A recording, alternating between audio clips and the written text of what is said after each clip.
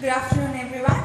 So we all are here for an exciting roundtable which would be on future of talent acquisition in sourcing retail growth. So the panelists for today's roundtable are Mr. Ashish Patnaik, SVP and Head HR, Grocery, Reliance Retail. Let's have a huge round of applause. Ms. Binny Ashish Mathen, Head HR, Celio Future Fashion Private Limited. Huge round of applause. Next, we have Ms. Deepali Mathur, Chief Manager People, Spykar Lifestyles Private Limited. Let's have a huge round of applause. And next we have Dr. Sanjeev Kumar Chauhan, Director HR, Pepe Jeans of India. And we have Mr. Rahul Pinjarkar, CHRO, Trent Hypermarket, a Tata and Tesco enterprise. And the last two panelists for the day are Ms. Kavita Bagwe, Regional HR Head, Big Basket. I have a lovely audience. Thank you, mujhe bolna nahi padha. And last but not the least, we have Mr. Ravi Shankar Baswaraju, Head HR, Business Partnering, Infinity Retail, Chroma. So with that, once again, a huge round of applause for our lovely panelists. Now, to moderate, we have Mr. Vikrant Gupta, Head of People, Apna. Taliyon ki gadgadahat chalti rahe. Okay, so with that, over to you, Vikrant sir. Thank you so much, Vika. Now it's time for you to get lunch because we are all busy right now, right? So thank you.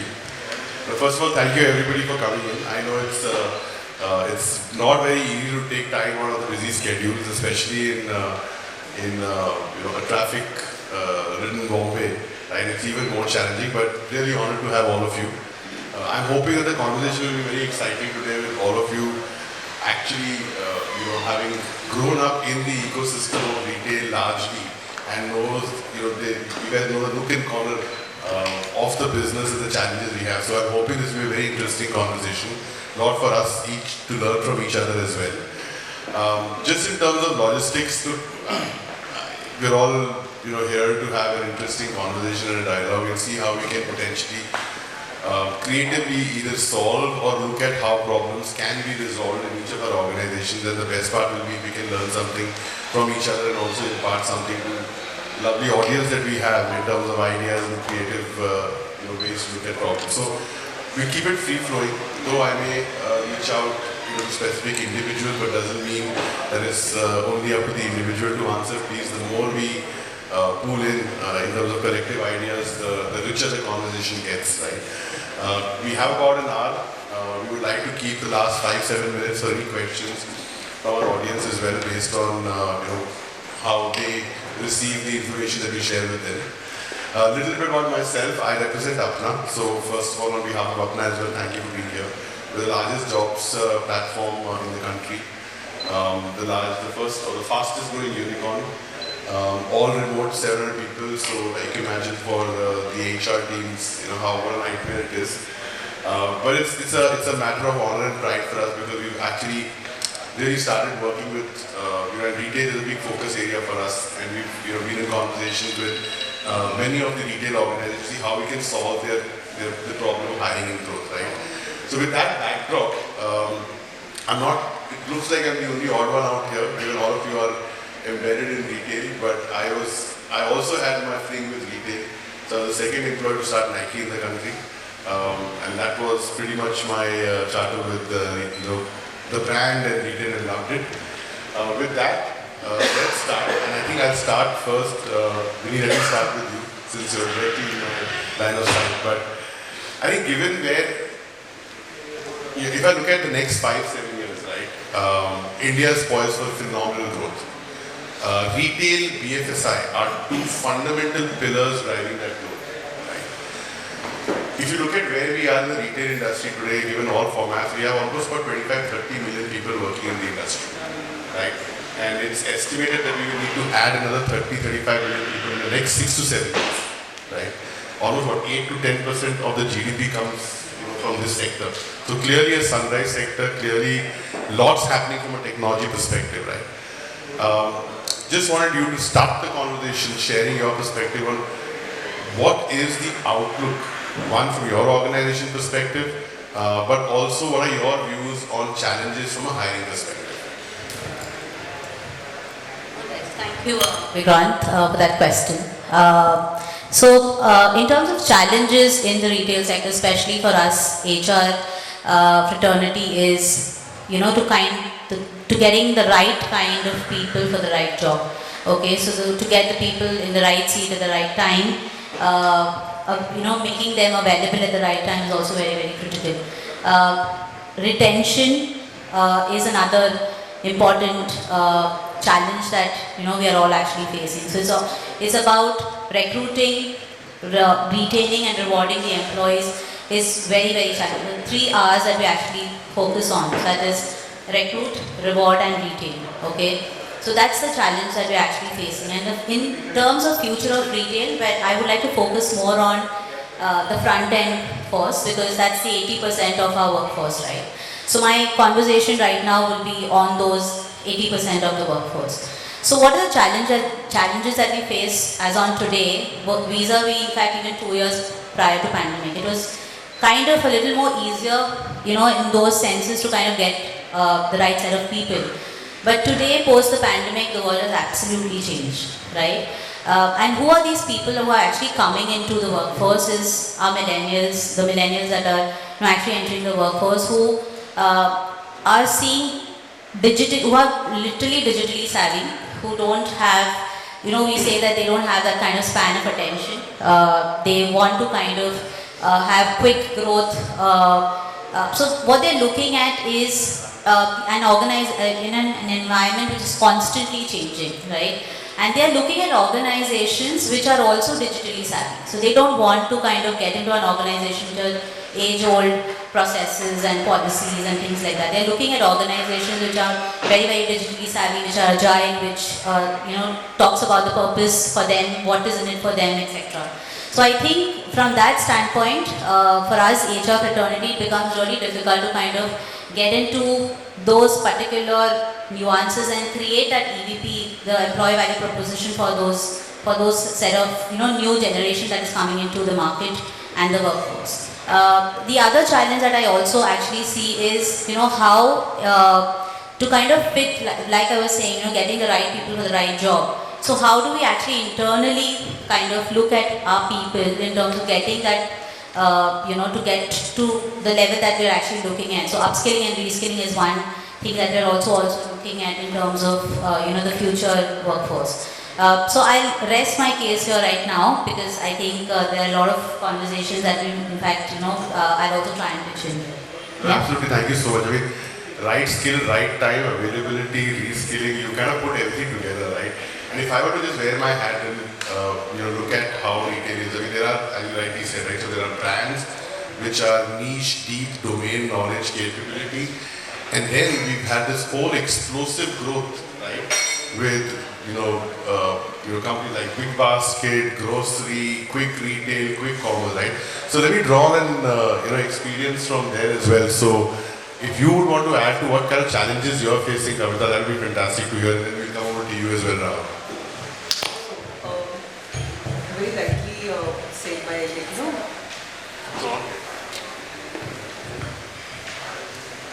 So very rightly said by Binny, hiring a right person for right and right time, that is very important. And as you know, the retail has grown post-pandemic and it has changed its pace also. So, and during pandemic, we grocers were working day and night.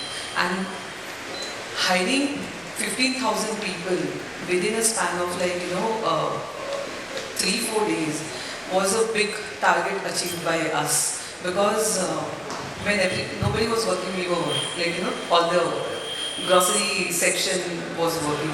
And I'm sure this is not a big basket, but the other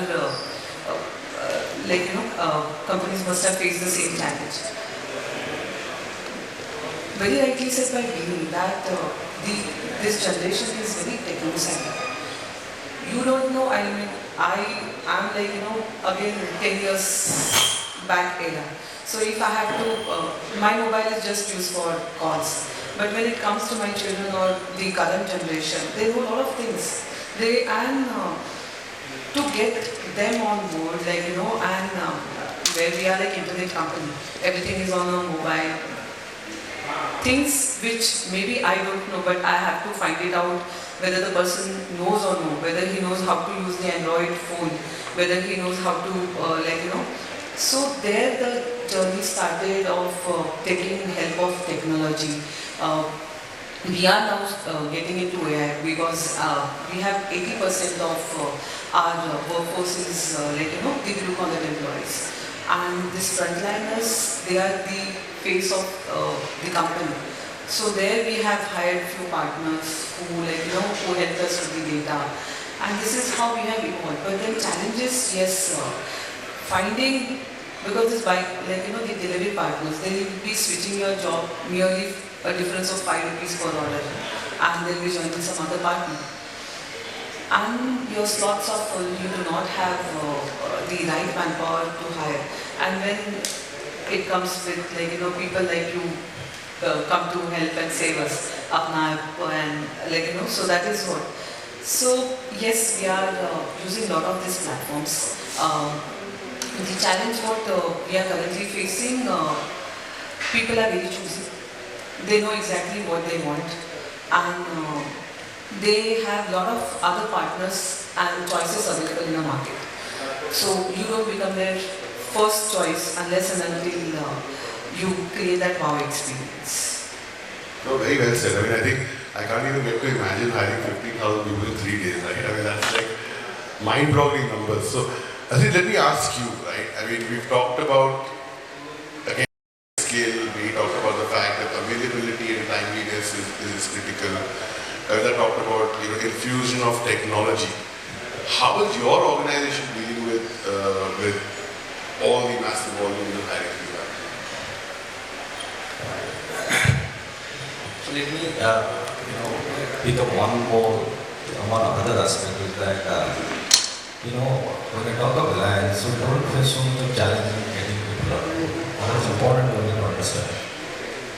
Given the fact that retail works at a very, very thin level of margin, and the margin is being hit from all angles, because I see also what is the P&L of my store. And the question that is raised to us is that why you should have a permanent, constant employment model. So for example, in a store like last store like Smart, maybe 50 people as the manpower. But do we need 50 people? Answer is yes, we need lesser, we need more. In last hour, we need 70 people in our own.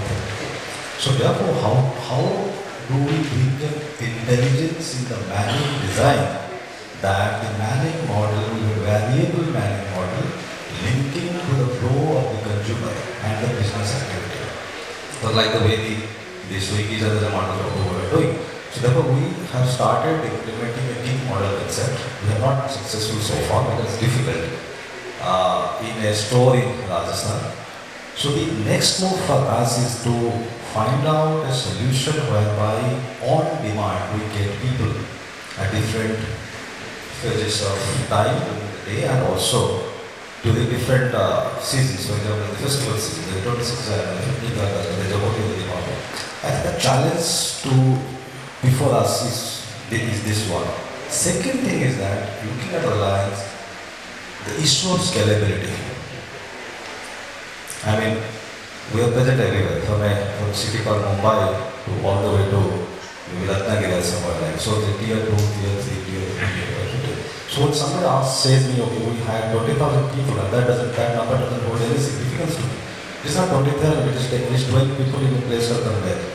I mean, you would cater to that 12. And the second thing is that these people, because they are minimum wage led people, they can't move beyond the radius of 10 to 15 kilometers.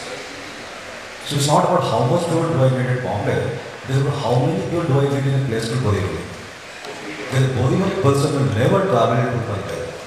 So the picture saying that for a place I need 10,000 people is acting these guides. So therefore, how do we localize the intelligence so that the employment model and the hiring model would address to the cause of the locality. So that's the second. The third one is that what the ladies talked about is the adoption of technologies. So for example, your radio-based interviews, for example, if I'm a person, I'm coming to a store, then we QR code scanner, so I scan, then it takes to me the site, I fill in my details, and this database gets into my system, and the HR person gets access to that. And so the adoption of technology, not only at the level of sourcing, but also at the level of assessment, at a large mass, because otherwise it's very, very difficult to get into that kind of a HR VP or HR recruiter. So there are three things fundamentally that are looking at. Of the three, if you ask me, which is the number one? The number one is that we are looking ahead to find out how do we get into a variable landing model so that we take as much we need. And therefore, my staff cost to sales from quantification perspective, they went salary. And because I take as much as I need, I am very, very sure what the quality and the systems will be. So that is two or three things that are currently considered. I think very well said. I think you brought up two or three very important points, right? So the importance of workforce planning and how that itself needs to evolve, right? From a very static to a very dynamic ecosystem where you're trying to drive your manpower needs and planning based on footfalls, time of the day, by location, right? And imagine the amount of variables, etc., which obviously it's built on huge amounts of technology, AI, insights coming out of that, right? And then translate all of the manpower. It's a mammoth task, but clearly the way forward in some shape and form, as you rightly said, the margins are getting thinner and thinner. And I think the other thing that you very importantly spoke about was the power of one, as I call it, right? It's not I need 1,000 people, but I need 1,000 people in this week, in this pin code, and for this store I need 4 out of those 1,000 versus 10 out of the 1,000 are going somewhere else, right? I think that's a very important aspect that you bring in. Let me invite Dr. Sanjeev and see. Dr. Can you throw some light in terms of how you guys are thinking about this? Because there are very important concepts coming, right? So we established the problem of right skill, right volume, or right skill, high volume. We established the concept of need for a change in how we look at manpower planning and staffing. And we also said that look, it's no longer about hiring 1,000 people, it's about needing 2 people in that store, in that locality. So keen to hear your thoughts on that. Thanks, Vikrant. So first thing I'll say, in the today's scenario, when you see, there is no dearth of talent, right? There is a dearth of good talent. Right? Talent is there. When I recruit any candidate, so we normally see that what kind of, every individual has his own USPs, his strengths. Right? There is nothing like fit or misfit, it is only whether it is fitting in our requirement or not. Now, what I have seen in this particular position right now the changes, right? The generation in which most of us belong to, we always believed in, the standard of living, right? Now, the generation which we are hiring, right, they believe in quality of living, right? So, they need, like Pepe, we say, we shifted our office to Times Square building because I have young designer, young boys and girls, they need space. They need a place where there are pubs, there are happening places. So it is very easy for me to retain people and recruit people, right? So that has also become very important when recruiting people. Now, another problem which we are facing is that basically how to, merge the existing employees with the new employees generation. That is a big challenge. Why? Because the old people who are with the company for years together, we cannot ask them to go, but suddenly they have their own mindset of which is very rigid in nature and they don't want to change. To do a de-learning for them, to ensure that they start de-learning. And the new generation, we have seen almost 20 to 25% infant mortality rate of youngsters coming in because the existing employee in the department doesn't want the person to get into. Right? Or he is not able to basically take that person's view because now they don't need only the salary. They are no more concerned with salary. Young generation, what we recruit the talent. They are looking for what kind of space I am getting, what productivity I am getting, what flexibility I am getting, right? What career progression I have, what kind of, the culture I have in the organization. These are all mattering in the organization. So when we are facing this problem, our problem is that basically when the existing employee who are there with us, we are finding very problem into ensuring that how do we make them scalable, right? So they are not becoming scalable, then suddenly they don't have any career progression and they start leaving. Now again the talent dearth happens. So my conclusion is that the future, when you talk about the talent, what we are going to take in the future, it will solely depend how a person is multitasking, he can do a multitasking, how much a person is scalable, and how much person is flexible, right, in taking the roles and responsibilities of the organization. It will totally depend in the future. Very well said, Doctor. Because I think again, something that we ignore very often is there is a generational shift happening, right? And the motivators, the drivers of the workforce that is coming in is very, very different from what probably we were used to.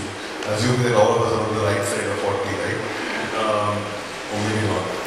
But yes, there is a gap, and we can see that, right? Even in our nieces, nephews, kids, right?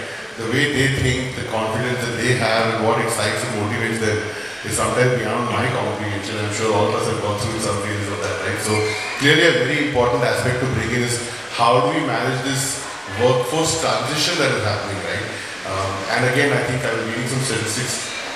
Average age, if you bar some of us sitting in this room, generally on a lighter note, I think the workforce are 29, 28, right?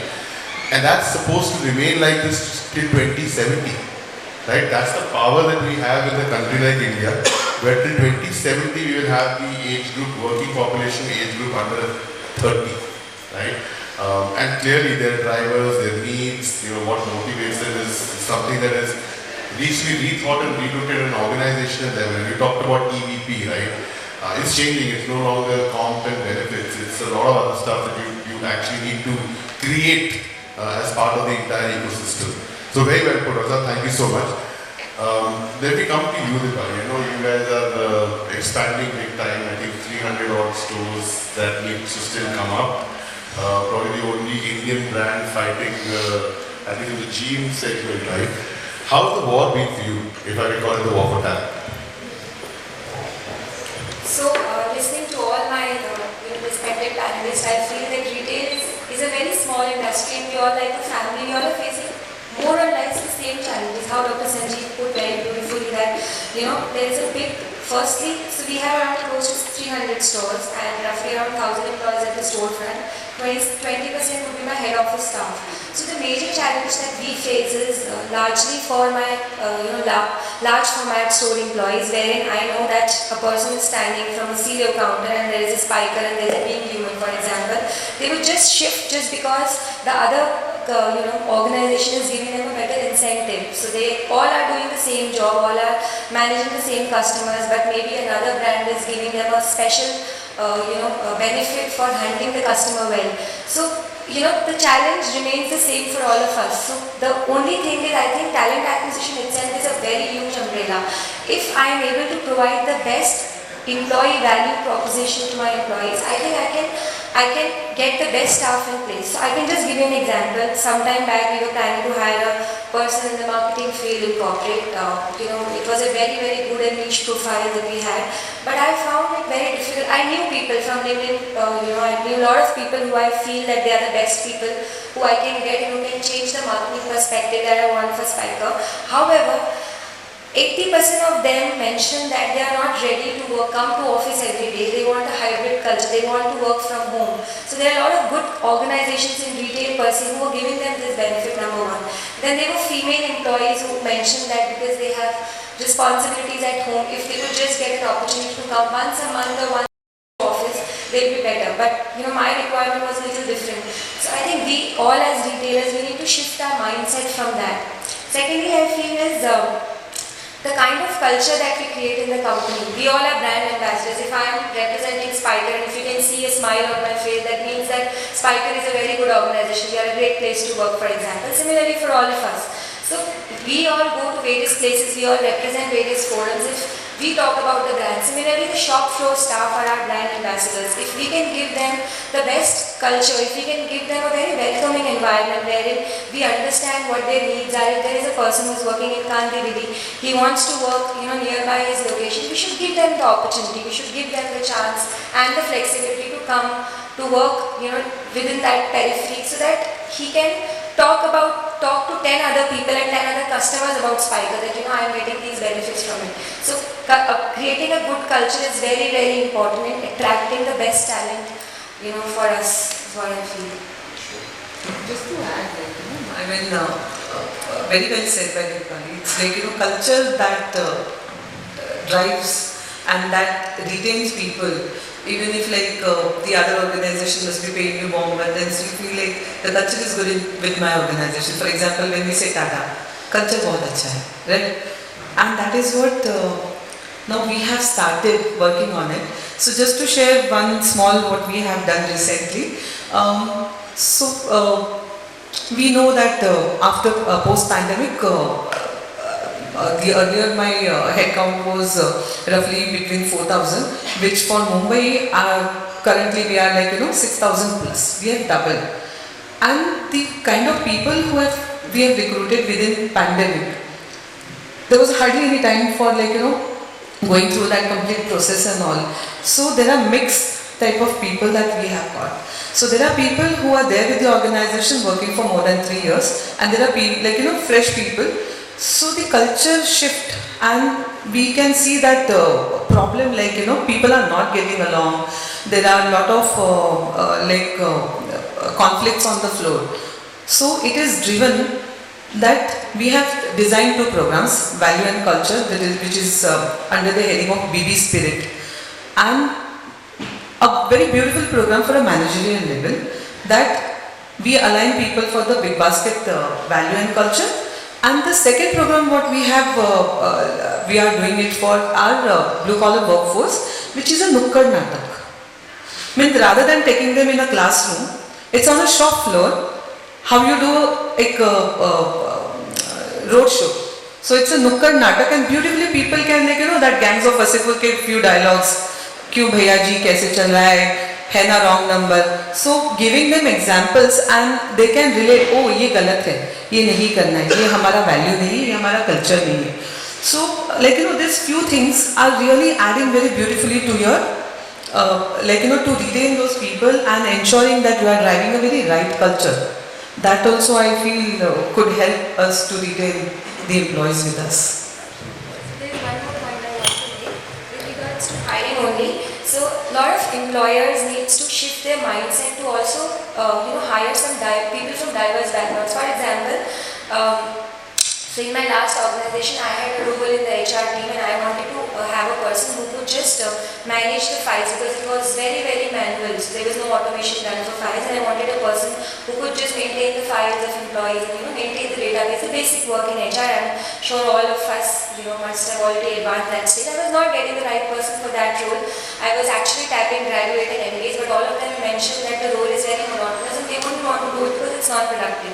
So I went beyond my search, and I actually got through a person who was an acid attack victim. So I went through an agency in NGO. I wanted to hire some specially able people who could who could just do some paperwork and all. But I got through this acid attack victim person, and I can proudly say that she did an amazing job, because for her it was a job which would sustain her livelihood, and also she was very happy, because being a fashion brand, it was basically, you can say it was a great shift from the management. We got a lot of support from management. Being a fashion company, we could hire an acid attack victim in the head office. She could interact with people in the head office, ask for their documents, and she actually created a very, very detailed database of employees and sorted that part. So that was one big thing that I wanted to mention, that we did that. Fantastic. These are the heartwarming stories that we all live to hear, right? At the end of the day, at least making some difference beyond just metrics, PowerPoint presentations and numbers. But very well said. I think you brought up again, re-emphasize the importance of EVP. You talk about culture. And I love the idea of Nukkad Natak, right? But Canada was a good dangerous grounds. Right? Now, having said that, I think we haven't heard from Rahul and Ravi yourself, but love to hear from you, right? I mean, see, we've heard a lot of things. We've heard culture, we've heard EVP, we've heard need for workforce planning management. All of this is fantastic. It first starts with finding the right talent. If you don't have it, everything downstream doesn't work, right? So love to hear your perspective, right? Given pandemic has shifted priorities for people in their lives. What I'm also taking away is that there is a need for hyper-localization, not just in the retail format, but even in talent, right? And I don't want to go beyond Ghatkopar, I want to work in Adhir, or I want to work in Sanjeev, right? Would love to hear your perspectives. One, is that sustainable? Given that there is a massive demand supply shortage and talent mobility has taken on a very different meaning, right? So one, is it sustainable? And two, would love to hear from your organizations as to what you guys are doing differently to develop talent. Is there a concentrated effort or is it just the same old currently? And also, thank you so much for having me. See, if I take a step back and look at where are we heading, that gives me goosebumps. We are entering into the fastest growing economy with a powerful talent shortage. And that brings us back to work on basics, that are we doing the job of recruiting people for the jobs correctly or not. What I essentially mean is, let me give you an example, how future of work look like from the talent acquisition standpoint. One thing that we need to do as HR professionals or talent acquisition guys is, somewhere the talent acquisition has to converge with internal mobility and an internal talent marketplace. I remember I was hiring a head of talent acquisition, and when I was interviewing a candidate, I felt like I'm interviewing an indie expert who has worked extensively on integrated talent supply and knows exactly which are the internal people doing what jobs, and then projecting them at internal talent marketplace. I think that's the newness that we need to bring on table if you have to address the challenges of this fastest growing economy with talent shortage. Second, I think a lot of time we get bogged down by recruiting right people at right jobs, and that is required, of course, I'm not saying that. But often we need to recruit people who are business managers. I don't care whether he's a category head for hardlines or category head for fashion CG or category head for any other category, as far as the person is business manager. It's like you find a cricketer, okay, whether he's a bowler or whether a batsman, that's given. I mean, of course, you need some kind of skills which are needs to be carved at that level. If you are recruiting somebody for fresh, then the person knows from where the sourcing has to happen, whether it is market, farm. I mean, I'm talking in the context of our business. But if you recruit a business manager, then half of the problem is solved. Third thing, if I look back, there is no place for loyalty today, and employees are lacking loyalty towards employers, and many times we keep debating this point that where is this loyalty factor going? People are switching jobs. But I think we have to accept that fact. And I need to put that question,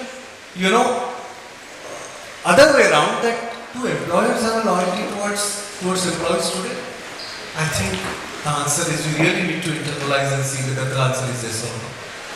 I think loyalty is a factor which is existing in families. It's like my parents are loyal towards me, I'm loyal towards my kids, because the point is, I stand with you against all odds. Even if you are delivering or not delivering, I am with you. But where is this factor? That's gone. And therefore, we need to accept that there will be attrition. people will be moving out. I think the point that I'm trying to make on the table is whatever time people are spending with the organization, how we are ensuring that they give their best. Okay, how do you manage their tenure so well? And very often I've seen that empowerment is a personal choice. No amount of training program or values or culture can really make people do what they are supposed to do at work. I think, and every time you lose a resource, it's a management failure. And whether we like it or not, it's managers who for employees, managers are the organization, and how well we as HR folks manage that process determines what they would think of an organization. So I think these are the 3-4 areas which I would like to put across for us to grapple with, in order to make it happen. And last but not least, I mean, 3 of us are from Tata Group, right? For this table. I think when you bring purpose on the center stage, you find that glue with the people who can work with you for a long time. Many times we get lost or by the fact that get people who can deliver tomorrow. I think we have turned it wrong in our business. We hire people ahead of time who can shorten my learning curve. All my managers, mostly, are recruited who have done phenomenal jobs in their previous company, and today they are delivering from day one. I mean, I have my colleagues sitting here, who are doing phenomenal job in the area of talent acquisition categories, who have done the scale-based work in the previous organization and delivering from day one. I think we don't have time for people to come, learn, and then deliver tomorrow. I think if these are the changes or alterations we do in the talent acquisition space, I think we have a recipe towards successful organization. So I'll give it in context of our business. It becomes even more difficult for us to find the right talent, simply because when you enter into a store like Home, you would want to interact with the staff. Unlike other retail formats where interacting with the staff is minimal, or most of the customers wouldn't even want to interact with staff, other than at the very top. So that makes our challenge of finding the right people even more difficult. How do you find people who would be able to interact with the customers, sell them products which are lakhs of rupees, to be able to learn the latest technologies and to be able to explain it to the customer how this is benefit them. Throughout in the last half an hour, whatever we've discussed, we've spoken about how do we localize the talent pools. Now, I would want to approach it in 2 ways. See, one, when we are entering into a new market. So largely, all the retailers are expanding these days. Most of the expansion is happening in tier 2, tier 3, tier 4 cities. Now, that is, to my mind, is the biggest challenge, because a lot of these new cities, tier 3, tier 4 cities, would not even have heard of your brand, no matter how big we may be. We've entered cities where people have said, okay, what is Coke? Okay, what is Tata Coke? Even though there is a Tata tag attached to it. So that becomes even more difficult for us to find, the right talent. Forget the right talent, even finding people, to mobilize people to be able to assess them. Where we are already operating, what we've seen traditionally is that most of your, sourcing comes from the references and people who walk in. The question is, how do you capture that and use it? Tendency of the frontline recruiters is that it's easier to go to a portal, easier to go to a sourcing partner and say, okay, we need so much people. But if you keep the resume collection, people who walk in and give your resume to the security or something as a physical document, then they tend to get lost. And this is the wealth, because they are the ones who stay around. They are the local guys who come in looking for a job. Could be freshers, could be people who have recently quit their jobs or looking for a job or something. So we've initiated certain practices to be able to digitize this. When somebody walks into the store saying, do you have a job? We say, okay, why don't you scan the QR code, put in your details, upload your resume. We've taken it a step further where we've said that, why don't you even take an assessment? so that as and when we require, let's say like you mentioned, as and when a store in Ghatupur requires talent, the local HR, the TA person would just log into the portal, see how many people are around who have applied, what are the assessment scores, and so on. The turnaround time to getting talent becomes far lesser there. But we're yet to crack how do we do that in newer places that where we are entering. Because no matter what you do, you will not have a big enough team to be able to do the groundwork far before you enter that city. So that's one aspect we are hoping some types with skill building institutes, NGOs, where people are mobilized and trained. How do we tap into that kind of a talent pool is what we do.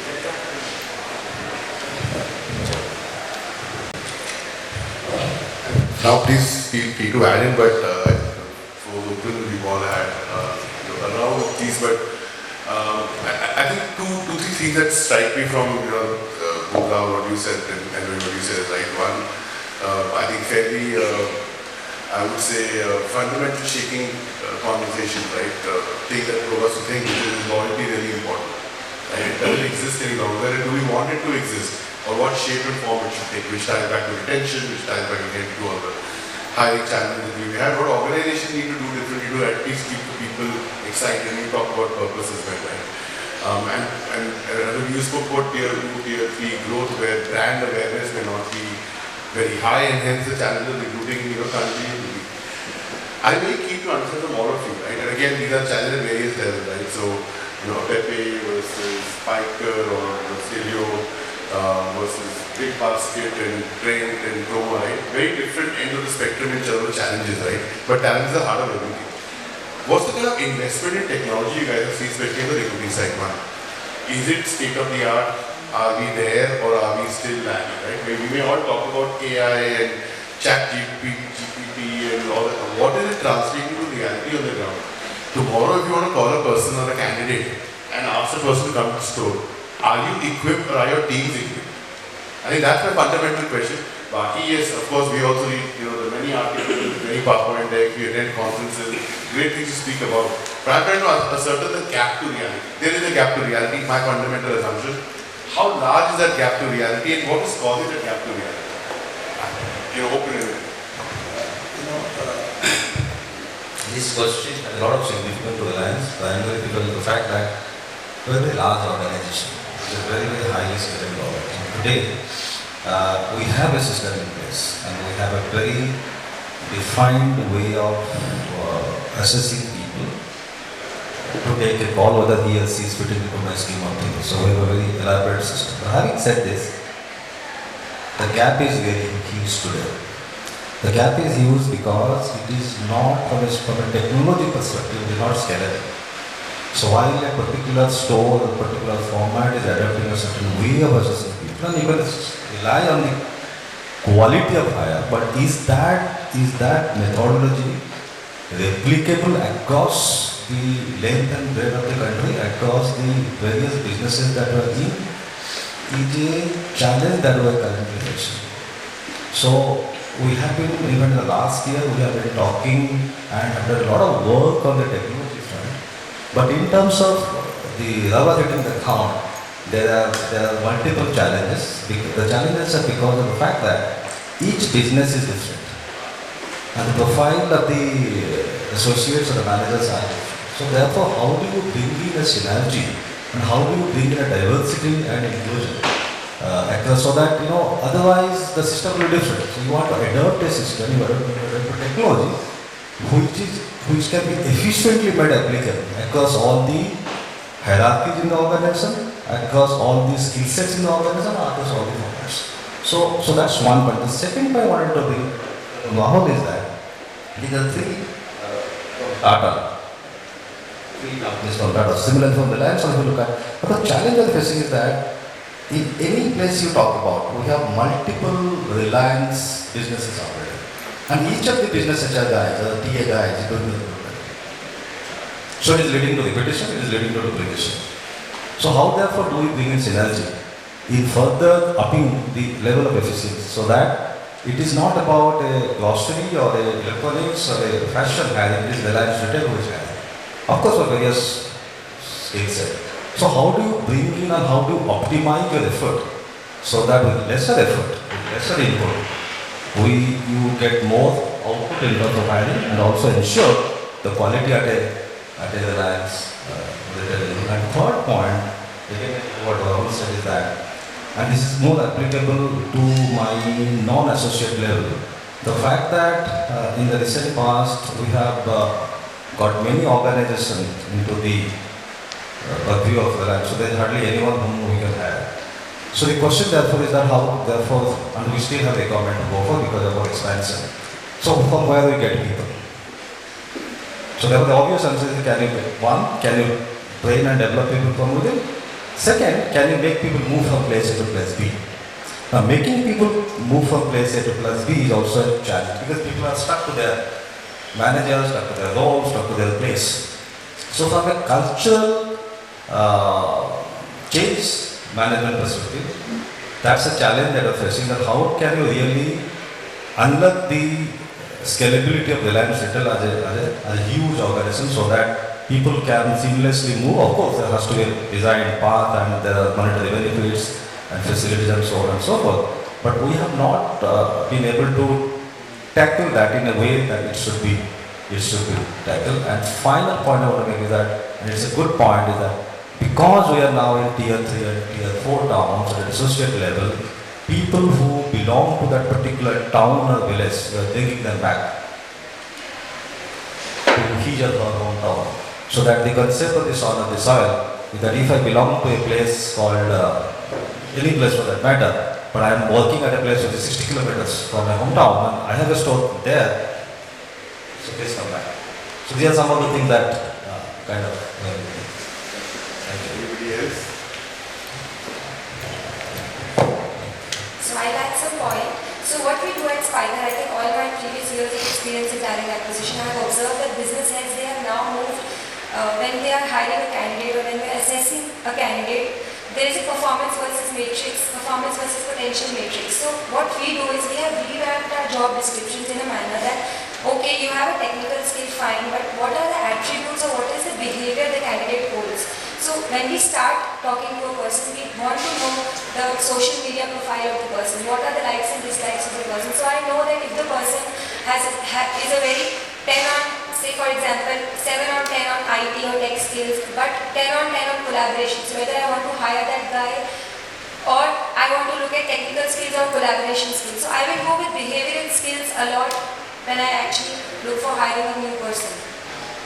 So for example, we were hiring staff for our stores, okay, while we were all getting fashion consultants in place, but we also realized that we did a project with Trent only, good time to do that, so we wanted to hire army people, army retired people, because what we need at the stores, we need someone who is an ethical person, who can talk to the customer, who can sell the brand and give the faith to the customer that whatever we are selling is the best clothes for you. So army people are the ones who've come from very disciplined background. They're ethical people. They can interact and maybe probably proudly sell the product better to my customers. So, that way we are thinking that we should look at behavioral skills more or attitude of a person more than the technical skills of a person in hiring. So Vikrant, to answer your question on the AI and ChatGPT and what Ravi was also saying, I would like to add in how probably the future of recruitment is going to happen, right? So today, while in my earlier conversation, I was saying that the kind of people whom we are actually hiring are these millennials, and what they are looking at and which organization they are actually wanting to join. Should be more tech savvy and digital savvy and things like that. So that's so on that context, when we say that in terms of ChatGPT, the job descriptions that are actually laid down. Currently, we have very pinpoint job descriptions that are there, and if you actually send that to a millennial, it will honestly not interest them at all. So you also, when you're making job descriptions now, if you want to attract these new talents, you actually need to make it more really attractive. You probably need to send your organization, what your organization is doing, In fact, we need to kind of now sell our organization and tell, okay, people, please join us. You know, it was earlier vice versa. We were at the, you know, the end where we are like, oh, you need a job, and you know, we have an opportunity, and we had, and you know, and today it is completely turned around the table. We are like, okay, we want somebody, and you know, please come and join, and that's the great, you know, resignation, great negotiation phase that actually we are facing today. You know, so if a Spykar is giving a 30% hike, I'll tell, okay, I'll give you a 35% hike, you know, and you come and join me. So that is where I think, you know, even we are actually kind of, you know, encouraging that, or what, I don't know, somebody can counter me on that. But that's where we are actually heading, is what I feel. You know, where what people are looking at is how tech savvy people are, how is the job description looking like, how easy it is to give an interview. For example, today, there were times when, you know, you schedule an interview and people will say, okay, they'll take a holiday, they'll take an off on that particular day, they'll dress up formally and they'll come to office. Today it's very, very different. Today, when you say, okay, it's a face-to-face interview, they're like, it's the first round of interview, why do you want to see me face-to-face? I mean, I'll see you face-to-face, but let's do a video call. You know, so there's no question of coming all the way to give an interview. And then it's obviously, it's smart casual, so you wear a coat suit and you sit, you know, I don't want to explain it further, but that's how it is, right? So it's very, very, it's quick. It's a, you know, you want to finish the interviews also very fast, okay? It's like, so that's one piece. Second is for hiring for the front end, because there are so many people looking after a job, right? Like she said, for 500 rupees, 1000 rupees, people will actually switch over. We're looking at elevators pitch right now, right? It's like you have 2 minutes, and like Ravi was saying, you scan the QR code, you put in all your details, you put a 1 minute video, a 2 minute elevator pitch kind of a thing, and then the HR will actually look at all the profiles that are there, which are relevant, kind of put in the details, and then get the right pool from that lot. Okay, so that is where I think we are heading towards, in terms of not interviewing the people per se face to face for a 40 minutes, 1.5 hour interview. Earlier we used to say, wow, mera to 1.5 ghanta interview chala, which means I know I'm going to really crack the interview. But that's not the truth anymore, right? So what we are actually looking at and how it's phasing out right now is, go put in your details, you know, as a candidate, and the person will actually look at it and then call me for, you know, if it's a second round or third round of interview. People don't even want to, like Amazon has 8 rounds of interviews. No candidate today kind of is interested in giving that many kind of interviews. So that is where I feel the future of recruitment in the sense of talent acquisition is heading towards.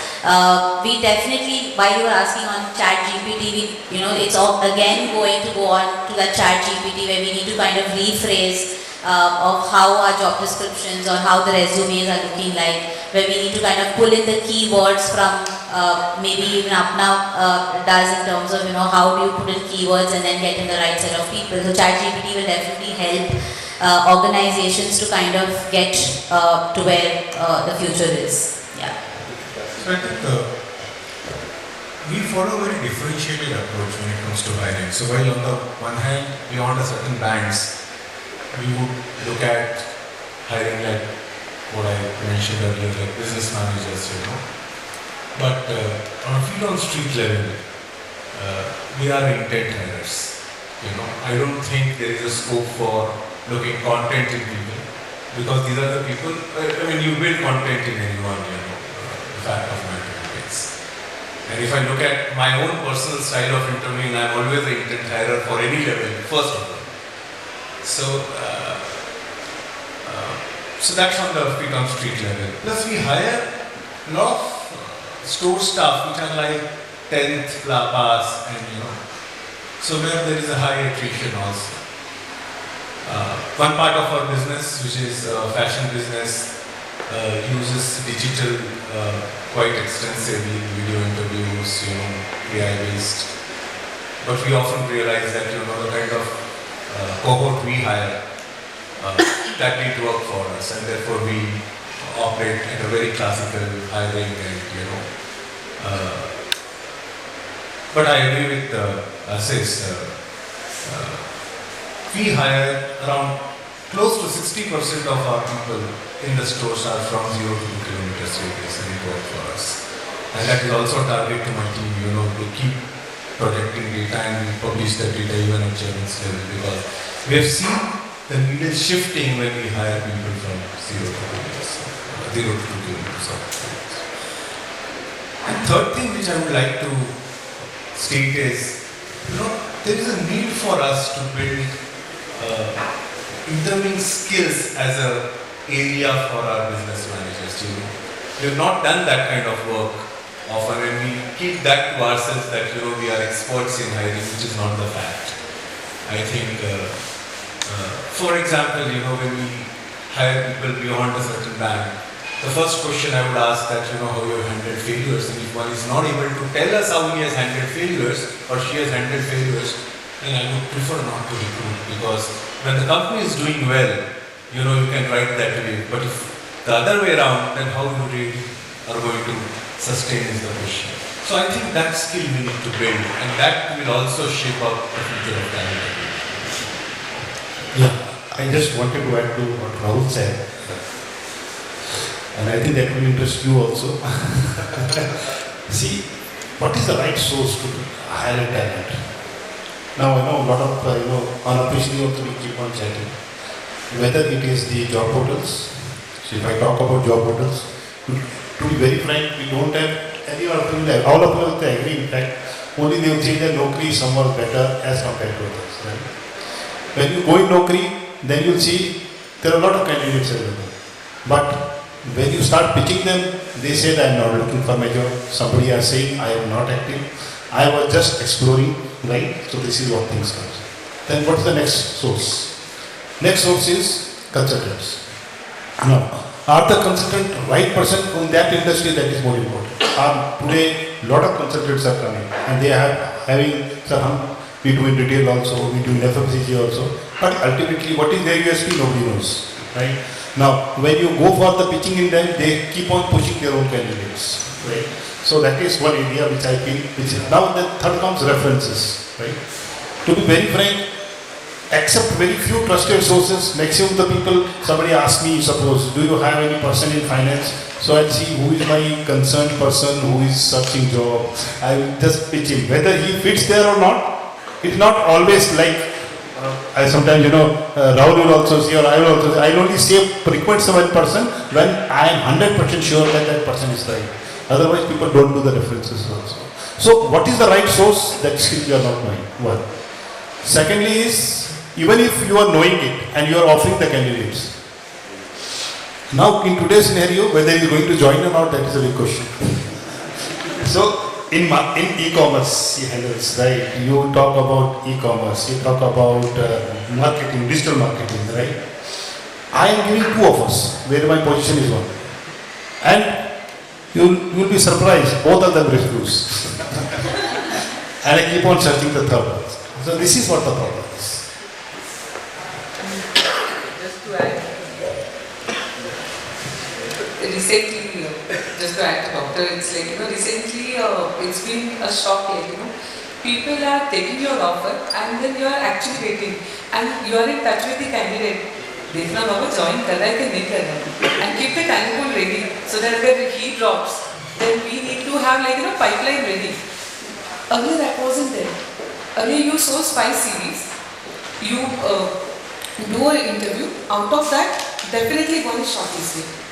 Currently you source 20-25 CVs, hardly anybody gets shortlisted, and that shortlisted candidate you are not sure whether that person will join or not, and that's the uncertainty. And I really agree there's a huge gap. And but here that one thing which will matter, which I said at the beginning of the conversation, that wow experiences that the company needs to do. Am I really going to stick with this organization? One, is the culture good? I feel like, the people around me are really, is my boss really cares for me? Second, am I being valued? And do I get that wow feeling at work? And I agree, this millennial, people, they will they are looking for some new opportunities. They want every day new feed for their brain. You need to keep them active and you need to keep them like, going, yeah, it's like, it's very difficult. Every day, kya naya sikhayenge? But still they want something new every day. And that is what, as a managers, we need to ensure that we are, like, we are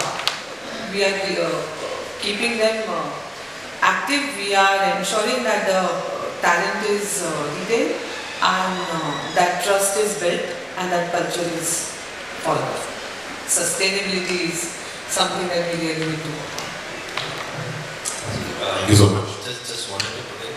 So we started off with you asking where are we with respect to technology in talent acquisition or HR as such.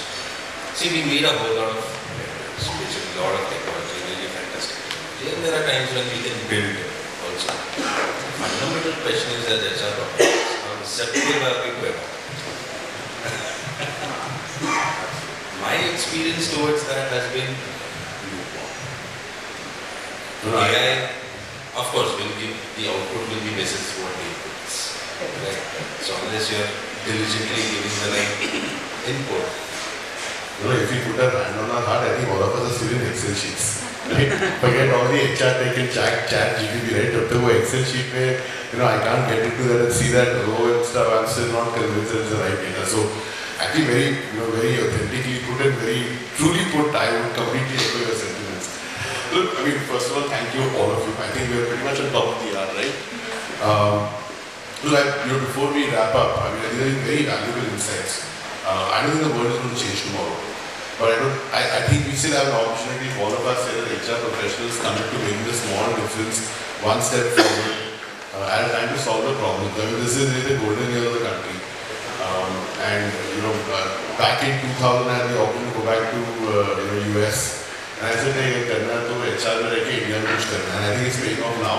So I'm hoping that us as a community will also stand up, and kind of do our bit.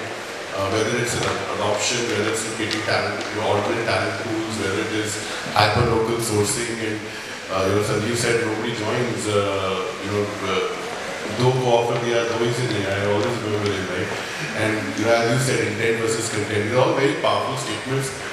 I think, to me, as I said, it's not fundamentally going to shift tomorrow. The generation coming in is hungry.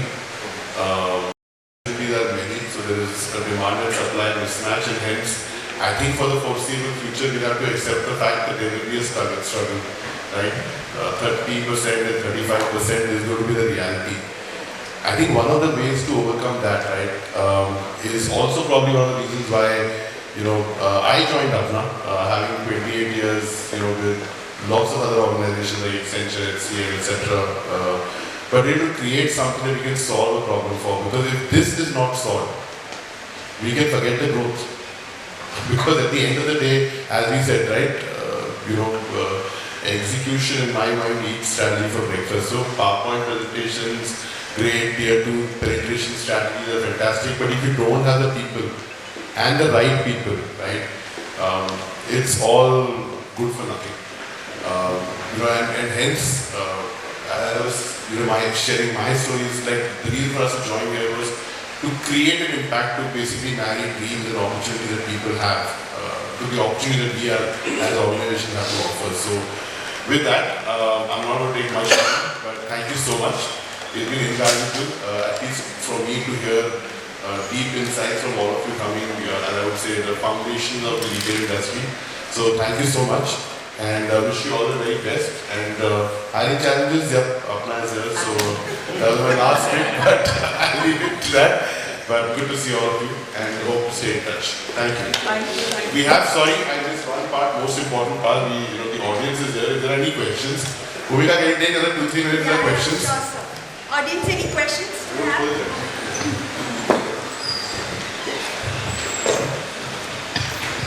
Hi, I'm Niharika, again from Tata Group. I'm from Brighton. I've been with retail for the last decade and doing businesses for various brands. And I also wanted to pose a question here in terms of the hiring challenges. A lot of retail brands are moving to franchise model. Now, there's a definitive presumption in the talent today with the whole shift of, as he was saying, what they are seeking, as all of you mentioned, there's a generational shift as well, and what they're expecting, how quickly they are moving. So even at the lower salary levels or blue-collar jobs as we call them, the generational shift is happening there also. It's not only at our level. So I was speaking to somebody, I said very inspirationally, कि आपको सोया कैसे तुम target नहीं हुआ? इतना मैं काम करके गया मैं सो गया. I don't care.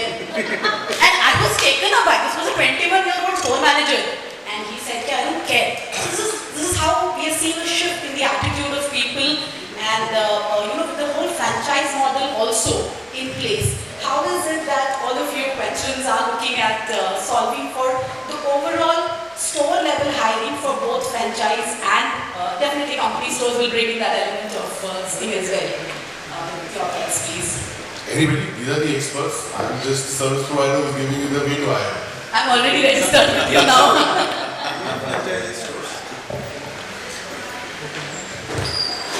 Your question is, what are the challenges? How do you go and solve them rather? So dealing is that, see, you have to keep them engaged, one thing. Second is that, see, if you show them a career path, they are not going to stick because they know that they don't have a career path, right?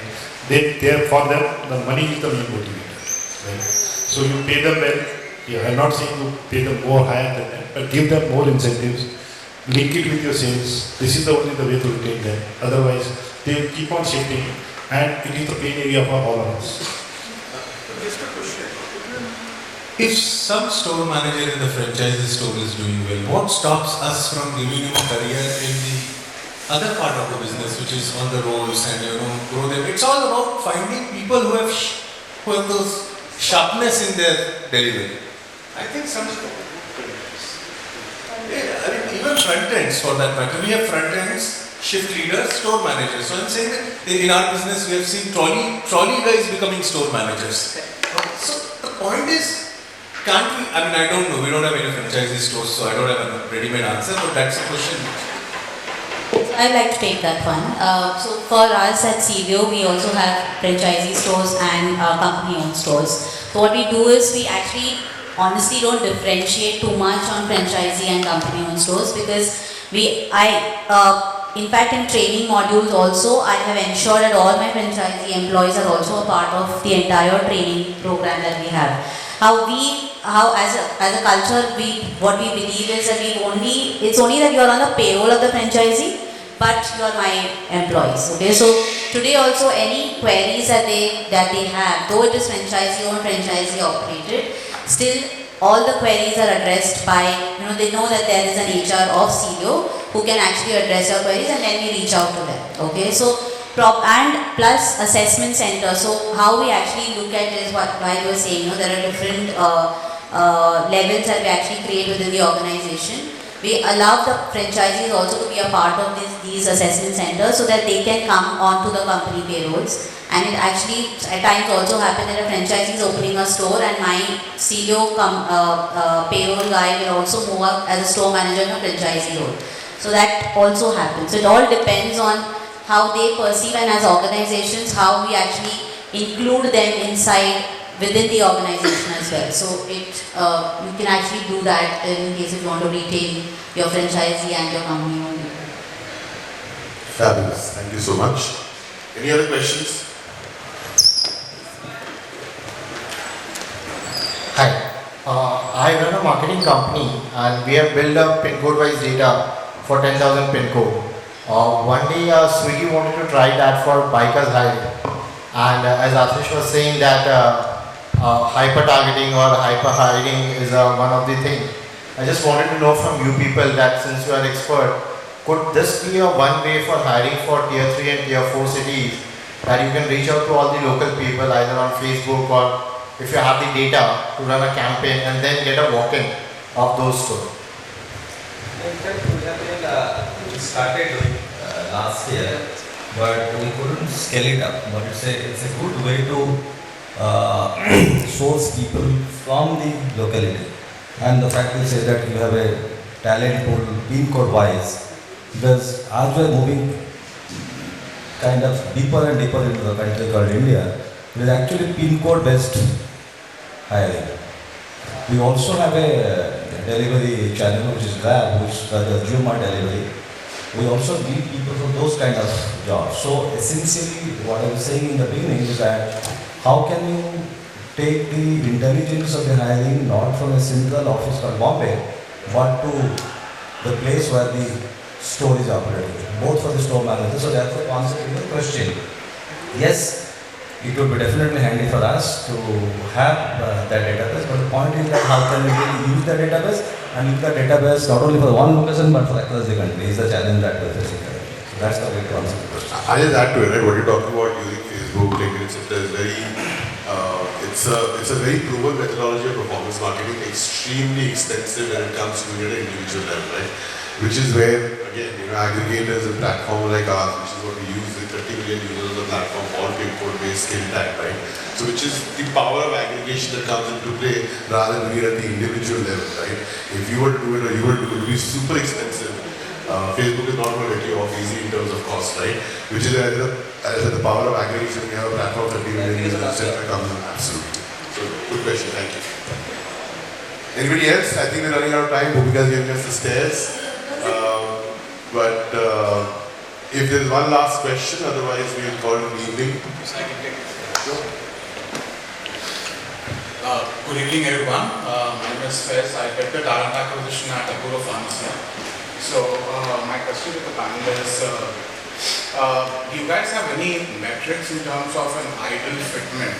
When we're looking at scaling up in volumes, have you guys figured out as to what an ideal mix is? Let's say that if you were to classify your employees in A, B, and C, where somebody is outstanding, somebody meets the expectations, and somebody is good and somebody meets the expectations, so A, B, and C.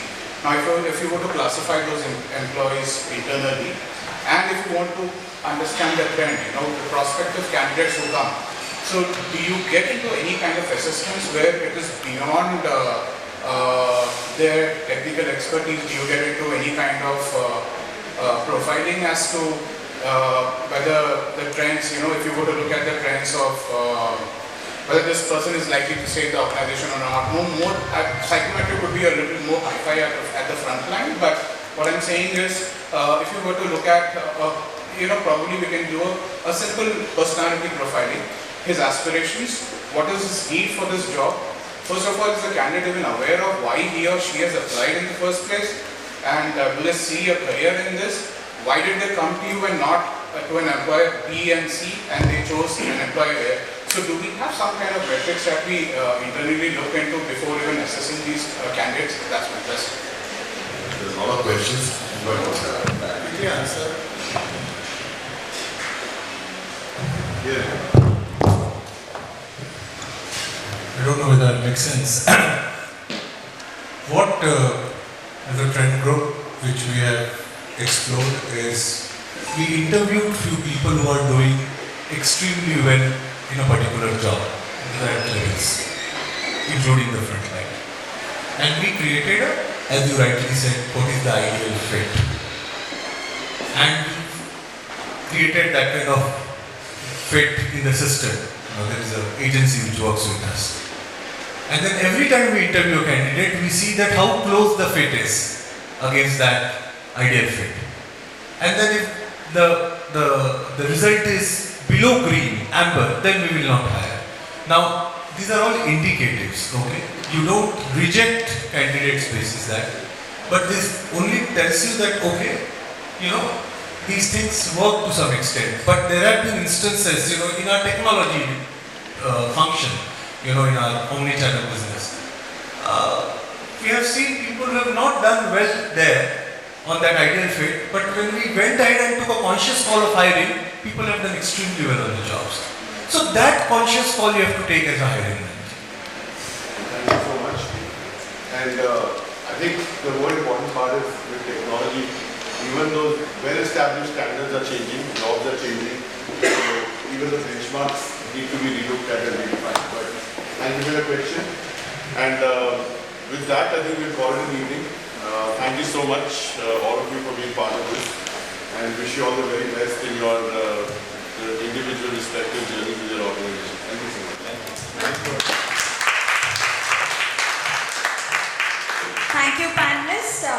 we'll have a, I request all of you to be seated. So that was really an interesting discussion. So right from having a Nukkad Natak with a movie background or some interesting, like Ashish said, that giving a placement to acid victim. So many interesting facts came across, and most importantly giving what the employee needs. Whether it's a preferred location or a work from home or work from office or the nearest this thing. So with that, we conclude this session on Roundtable, which is Future of Talent Acquisition in Sourcing Retail Group. So with that, I call upon today's moderator, Mr. Vikrant Gupta, Head of People, Apna, to come here, and from RAI we have a small token of gratitude to all the panelists and hand over to them. So with that, we start with Mr. Ashish Patnaik, SVP and Head HR, Grocery, Reliance Retail.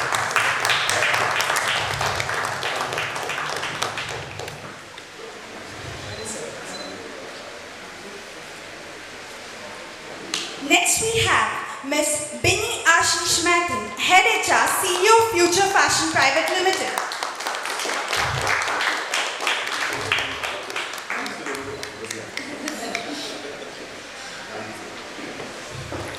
So, next we have Ms. Deepali Mathur, Chief Manager People, Spykar Lifestyles Private Limited.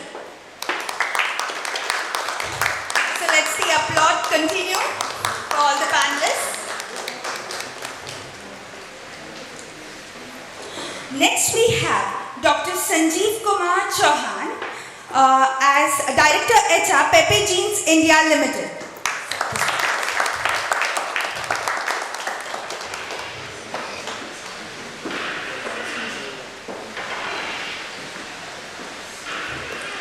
And next we have Mr. Rahul Pinjarkar, CHRO, Trent Hypermarket, a Tata and a Tesco enterprise.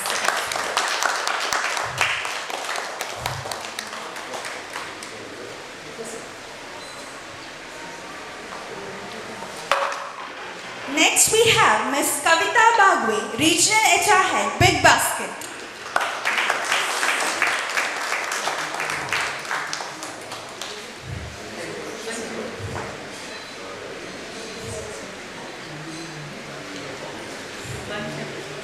And last but not the least, we have Mr. Ravishankar Basvaraju, Head HR, Business Partnering, Infinity Retail, Chroma.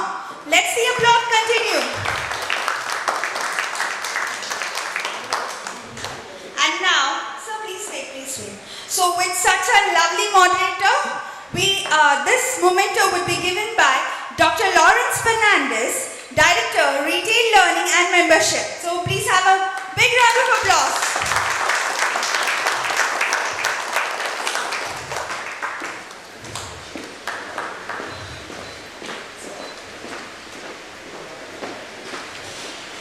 So that was really lovely discussed panelists. So if we can all come for one group picture and then we depart for the day. Thank you all. Thank you for the lovely audience. Thank you for attending this session. Have a great day ahead.